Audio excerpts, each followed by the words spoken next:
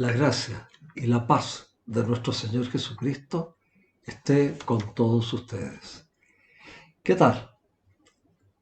¿Cómo están? Un gusto saludarlos nuevamente en el inicio de este año 2023.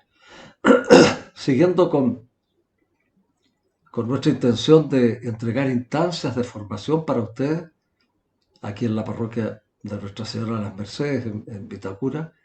Este año 2023 veremos un tema que es central en el mensaje que nos traen los evangelios, que la palabra del Señor nos trae, como son las bienaventuranzas, también conocidas, como ustedes saben, como el Sermón del Monte.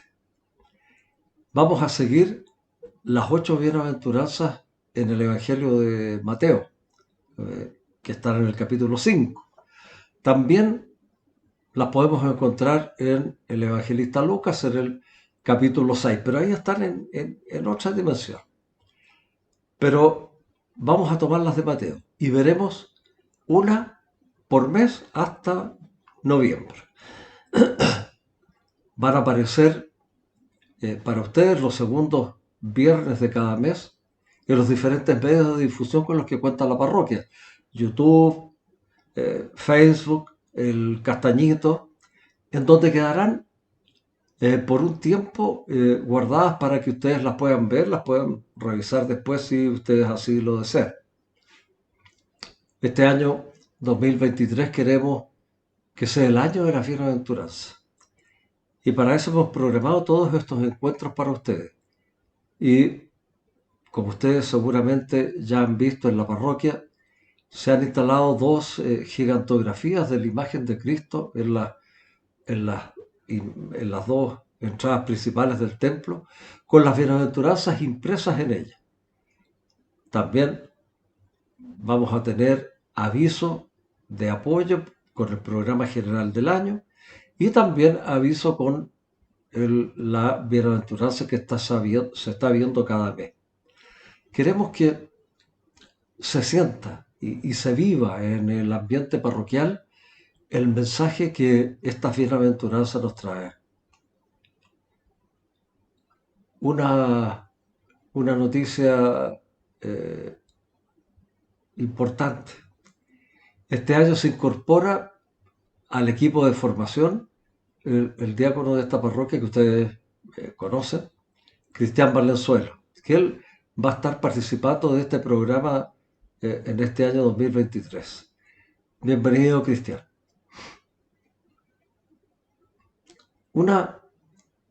Antes de empezar con el tema que nos convoca hoy día, una aclaración importante. Con lo que vamos a decir durante el año, no pretendemos ni remotamente agotar la riqueza que tienen las bienaventuranzas. Sería una pretensión inútil. Lo que sí queremos, y esa es nuestra intención de fondo, es hacer notar su profundo significado y valor que ellas tienen para nuestra vida de cristiano, para entusiasmarnos a vivirlas, para conocer su real sentido. El Señor quiere que estas enseñanzas suyas las asumamos como las verdaderas orientaciones para nuestro ser y para nuestro actuar en el mundo.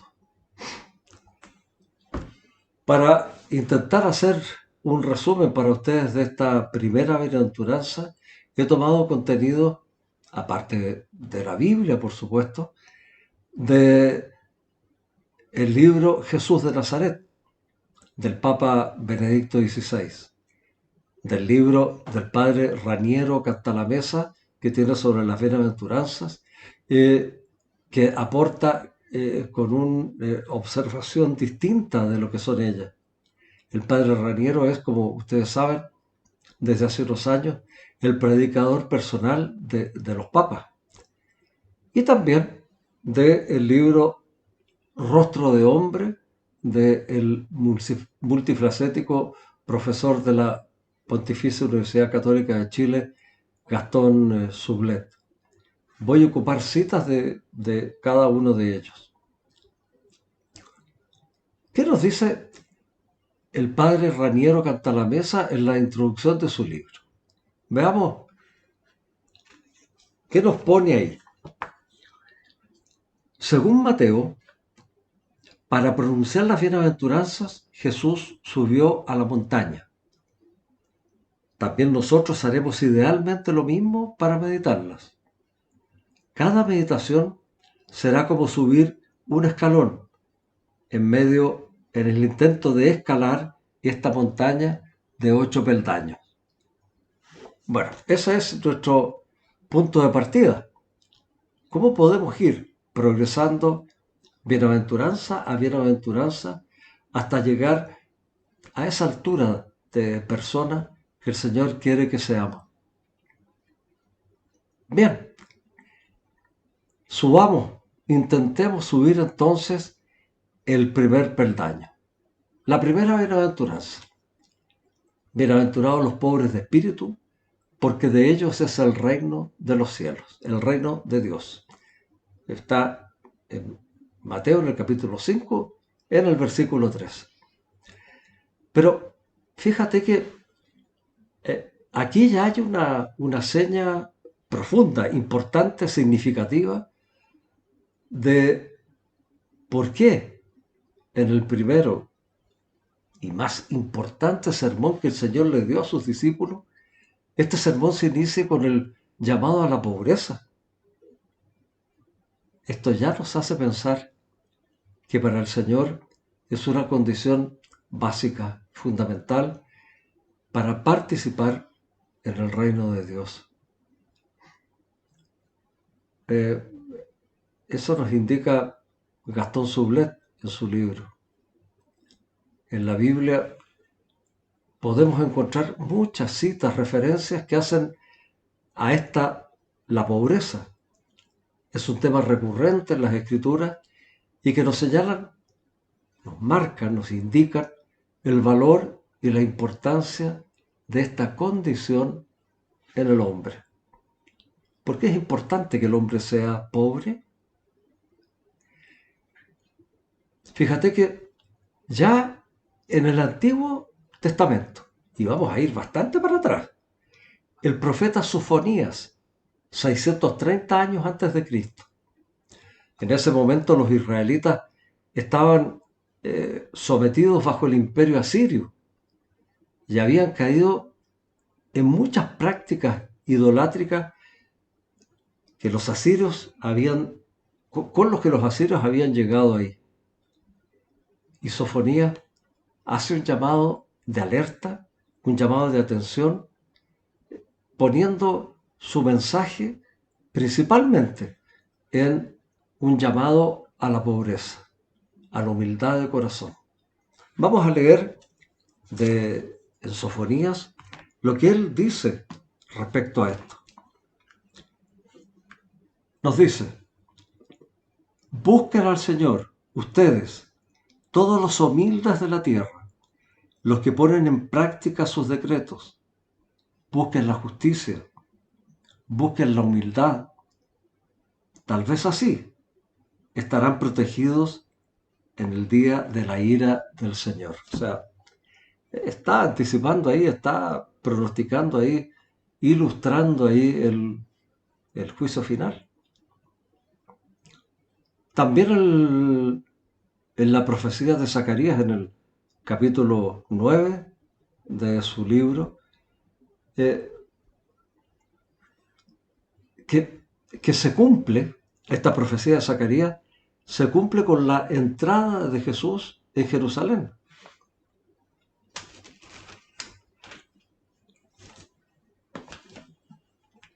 Mateo 21. Ahí está el cumplimiento de esa promesa.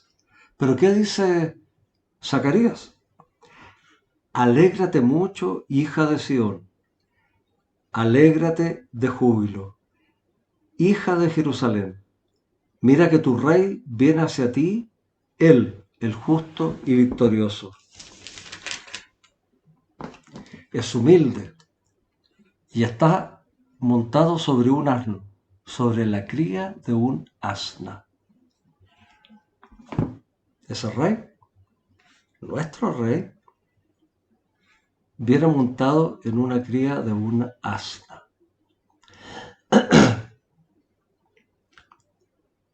Si entramos en el Nuevo Testamento, primero fijémonos en un hecho que habla por sí solo y marca toda la trayectoria de Cristo aquí en este mundo y que nos muestra claramente en qué pensó Jesús primero para que lo acompañaran en el inicio de su misión. ¿Cuál era su misión? Salvarnos, ofreciéndonos el reino, su reino, el reino de Dios. ¿Quiénes son sus primeros llamados? ¿Quiénes son esos primeros discípulos elegidos? Fueron gente humilde, sencilla, considerada entonces ignorantes, porque por su trabajo no podían ir a la sinagoga, al templo, a escuchar las escrituras, a escuchar la enseñanza, la ley. ¿Quiénes eran esos hombres, los escogidos, para mostrar el reino de Dios? Pescadores. El Señor podría haber elegido entre los sabios, los maestros de la ley, pero no. Su mensaje era otro. Con él llegaba algo nuevo, algo distinto para nosotros, algo distinto para el mundo. Estas citas que encontramos en el Nuevo Testamento son muchas. Vamos a nombrar algunas. Pero por ejemplo en Lucas, en el capítulo 9, aparece esta anécdota, ¿no es cierto? Cuando alguien le dice al Señor, muy seguro de él, ¿no? Le dice, yo te seguiré donde vayas. O sea, es decir, haré todo lo que esté a mi alcance para seguirte. ¿Qué le contesta el Señor? Veamos.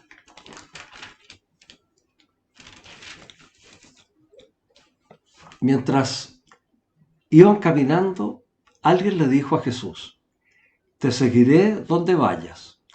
Jesús le respondió, los zorros tienen sus cuevas y las aves del cielo sus nidos, pero el Hijo del Hombre no tiene dónde reclinar su cabeza. Es decir, le anticipa a esa persona que lo quiere seguir a toda costa la descripción de cómo él vive, cuál es su estilo de vida y que será la que esa persona, él, la que lo quiera seguir, vivirá si realmente lo quiere acompañar. La simpleza, la humildad. En Mateo 19 lo escuchamos advirtiéndonos del peligro de las riquezas, ¿no es cierto? Es más fácil que un camello pase por el ojo de una aguja a que un rico entre en el reino de los cielos. En Mateo, en el capítulo 13, la parábola del sembrador. Veamos esa hermosa parábola que en el punto en que nos incumbe hoy día para esta bienaventuranza, ¿qué nos dice? El que recibe la semilla entre espinas es el hombre que escucha la palabra, pero las preocupaciones del mundo y la seducción de las riquezas la ahogan y no puede dar fruto. Otro aviso del Señor de lo que significa cuando se distrae el corazón en las cosas que no son las que a Él nos llama.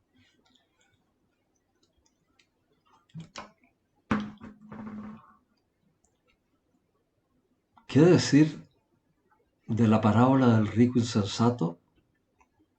Que la encontramos en el capítulo 12 de Lucas.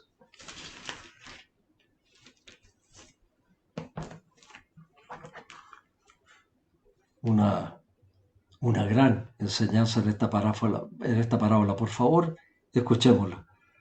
Les dijo entonces una parábola.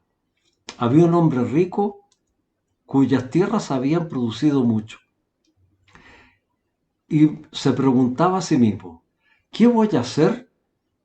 No tengo dónde guardar mi cosecha. Después pensó, voy a hacer esto. Demoleré mis graneros, construiré otros más grandes y amontonaré allí todo mi trigo y mis bienes. Y diré a mi alma mía, tienes bienes almacenados para muchos años.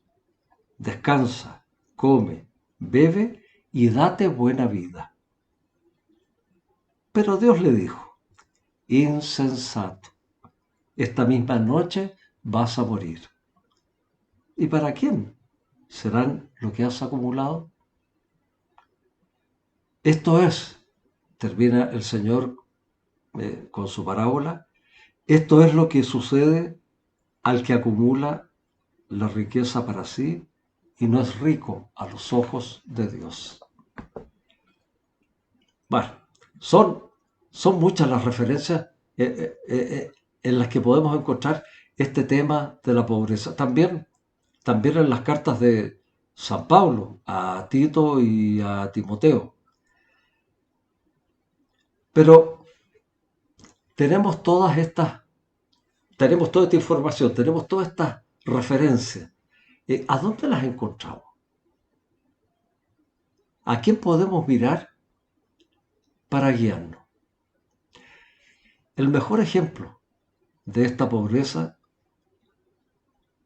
que nos trae la bienaventuranza la tenemos en este Dios que se hizo hombre para la salvación de cada uno de nosotros. Jesucristo, ¿para qué decirlo, no? Era rico en todos los bienes espirituales que un hombre puede tener. Era poderoso, poseía todo el poder de Dios. Pero fíjate, nunca lo ocupó en beneficio propio. Renunció a todo lo que él tenía hasta el día de su muerte. Todo lo que él era, toda esa riqueza, todo ese poder, lo usó siempre para servir a los demás, para hacer la voluntad de su Padre, que eso le había pedido. Nuestro Padre, el Padre Dios. Ese es el llamado que nos hace esta bienaventuranza, a despertar en nuestras conciencias que todas esas riquezas que podamos tener es un poseer para a su vez poder entregar. Entender que ese poder nos da la gran oportunidad de servir y que contrapongamos a esa cultura del tener la cultura de la libertad interior, como dice el Papa Benedicto en su libro. Podemos ser ricos de muchas formas. Podemos ser ricos materialmente, espiritualmente, intelectualmente, y podemos ser también poderosos, políticamente hablando, ¿no es cierto? Pero aquí estamos hablando de los que tienen. ¿Qué pasa con los que no tienen?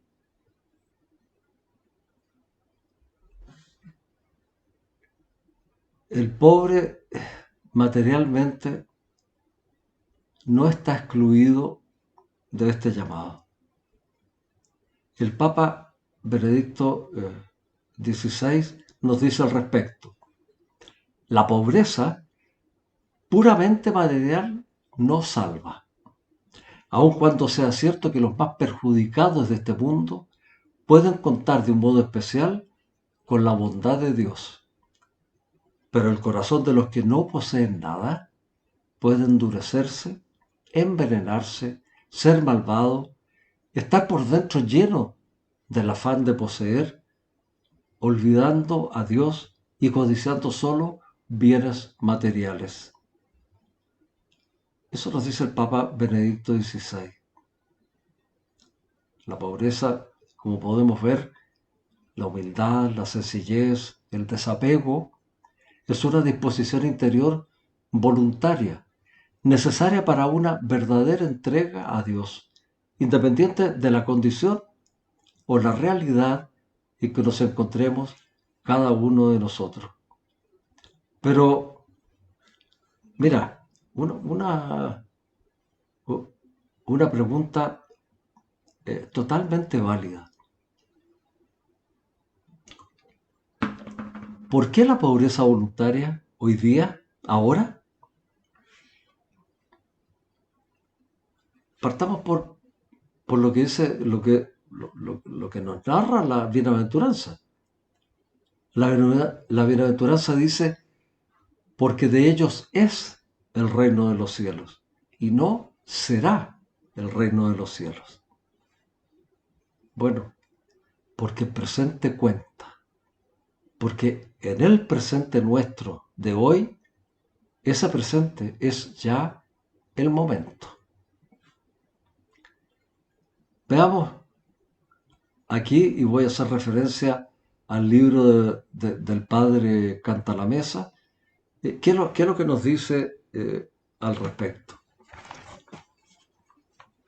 Eh, no es muy larga la cita que voy a leer, pero tampoco es corta. La respuesta, dice el padre Raniero, está en el motivo que justifica la propuesta de Cristo. Este está claramente expresado en el texto: el reino de los cielos o el reino de Dios. Todo cobra sentido por la naturaleza de ese reino. Está ya presente en el mundo, pero aún no plena y definitivamente establecido. Puesto que el reino de Dios ya está presente en la tierra, en la persona y en la predicación de Jesús, es preciso no dejarlo escapar, sino aferrarse a él, descartando todo aquello que pueda obstaculizarlo, incluyendo, si fuese necesario también, la mano y el ojo. Recordemos ese pasaje del Evangelio de Mateo que nos dice, si tu ojo, si tu pie, si tu mano son motivo de pecado, córtalo. Es decir, libérate de eso. Es posible, continúa el padre Raniero, es posible, en otras palabras, comenzar a vivir desde ahora como se viviría en la situación definitiva del reino, donde los bienes terrenos no tienen ya valor alguno, sino que Dios será todo en todos. Esta es la motivación de la pobreza que podemos llamar escatológica, o sea, de los tiempos que se nos vienen, ¿no? O también profética, en cuanto anuncia los cielos nuevos y la tierra nueva. La pobreza es profética, porque con el ejemplo de desprendimiento de los bienes terrenos, proclama silenciosa pero eficazmente que existe otro bien. Recuerda que la escena de este mundo pasa, que no tenemos aquí abajo morada permanente, sino que nuestra patria está en el cielo. Esto, que es lo que se refiere a la primera característica del reino, que es haber ya venido, puesto que en otro sentido el reino debe todavía venir, está en camino para llegar hasta los confines de la tierra, que necesita personas, nosotros, que se dediquen enteramente a su venida, libres de todo apego y compromiso terreno, que obstaculizarían tal inicio. Si el Evangelio debe llegar hasta los confines de la tierra, como se nos narra en los Hechos de los Apóstoles, es necesario que sus mensajeros, como los competidores de un estadio, estén ligeros, libres, desnudos, para no frenar la carrera de la palabra. ¡Oh! ¡Qué hermoso lo que nos aporta el padre Raniero! En la misma línea voy a leer algo que nos transmite Gastón Sublet y nos dice, veamos, y nos dice, ahora bien, la recompensa que tendrán los que por propia voluntad han renunciado a la riqueza es el reino de los cielos. Y no como algo que recibirán a futuro, sino que su voluntario desprendimiento es ya una entrada en ese reino, en su reinado, dice Gastón Soblet. Es válido entonces preguntarnos, ¿qué es lo que mueve nuestro corazón? ¿Solo el tener, el poseer o el querer ya empezar a participar del reino de Dios?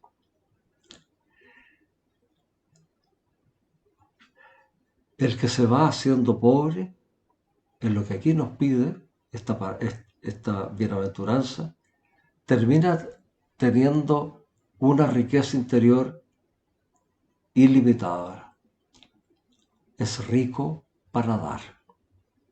Su corazón está liberado, vacío de toda ambición desmedida, porque ha entendido y ha asumido el mensaje de la bienaventuranza. Le ha dado espacio para que haga vida en él. Es un corazón sencillo, humilde, capacitado para servir, para entregar bondad, misericordia, comprensión, compasión, perdón. En definitiva, un corazón libre para amar. Termina aquí esta reflexión para esta primera bienaventuranza. Los dejo invitados, por supuesto, desde ya para el próximo encuentro, para intentar seguir escalando esta montaña de 8 peldaños. ¿Cuál es el peldaño que se nos viene ahora? Bienaventurados los afligidos, porque serán consolados. Bienaventurados los que sufren. Bien. Que el Señor los bendiga a todos ustedes. Nos vemos.